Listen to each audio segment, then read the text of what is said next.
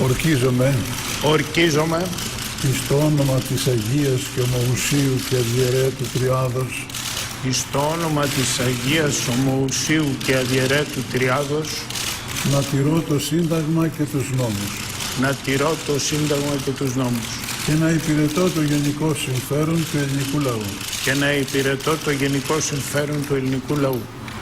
Δόξα Συ ο Θεός ελπίσιμον, δόξα Συ, ο Αναστάς εκ νεκρών Χριστός αληθινός προσημών, τες πρεσβείες Παναχάντου και Παναμόμου Αγίας Αυτομητρός, δυνάμει του Τιμίου και Ζωπιού Σταυρού, προστασίες των τιμίων επουρανίων δυνάμων ασωμάτων.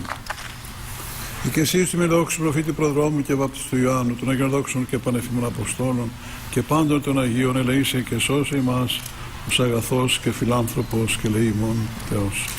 Χριστός ανέστη εκ νεκρών θανάτω θάνατον παθήσας και έτησεν της μνήμας η ζωή χαρισάμενος.